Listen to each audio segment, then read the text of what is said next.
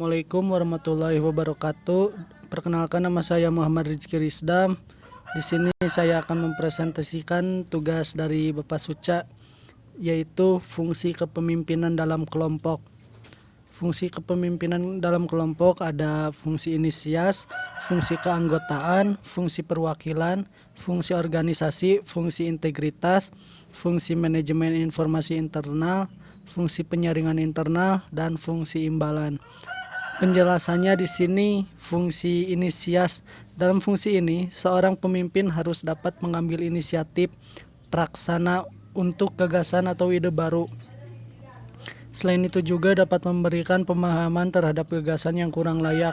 Oleh karena itu, mereka harus berani mengambil keputusan untuk mengambil atau menolak gagasan baik yang berasal dari dirinya sendiri maupun orang lain. Di sini fungsi keanggotaan, salah satu bagian dari perilaku seseorang pemimpinan adalah memastikan bahwa dirinya juga merupakan salah satu anggota kelompok. Misalnya mengikuti kegiatan rutin, berpartisipasi dalam setiap kegiatan, dan mengakrabkan diri di tengah-tengah kelompok. Fungsi perwakilan, seorang pemimpin tidak jarang harus melindungi dan mempertahankan para anggotanya dari ancaman-ancaman yang berasal dari luar. Tindakan yang dilakukan untuk mengatasi hal tersebut adalah dengan menjadi wakil atau juru bicara kelompok di hadapan kelompok lainnya. Dan fungsi organisasi merupakan tanggung jawab terhadap hal-hal yang bersangkut paut dengan persoalan organisasi, seperti struktur organisasi, kelancaran roda organisasi, dan deskripsi kerja di tangan seorang pemimpin, sehingga itu perlu memiliki bekal kemampuan mengelola organisasi yang tentunya lebih baik dibandingkan anggota kelompok lainnya. Terus ada gaya kepemimpinan dalam kelompok. Yang pertama, authoritarian. Yang kedua, birokratik.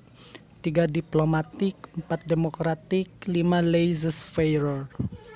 Penjelasannya, yang pertama itu authoritarian. Authoritarian adalah gaya pemimpin yang memusatkan segala keputusan dan kebijakan yang diambil dari dirinya sendiri secara penuh. Yang kedua yaitu birokratik.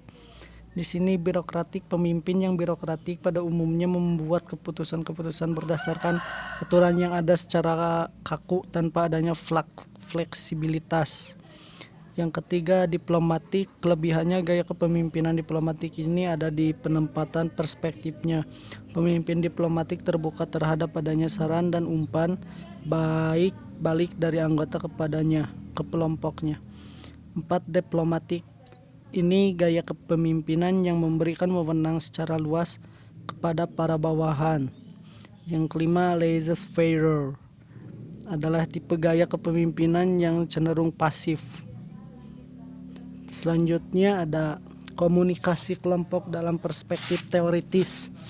Yang pertama, teori perbandingan sosial. Kedua, teori kepribadian kelompok.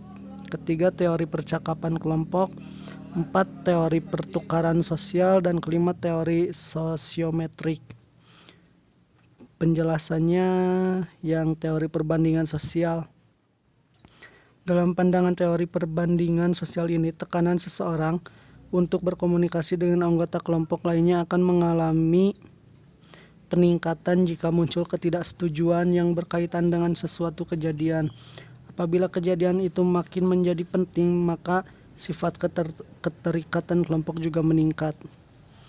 Yang kepribadian kelompok merupakan studi mengenai interaksi kelompok pada basis dimensi kelompok dan dinamika kepribadian. Yang ketiga, teori pertukaran sosial.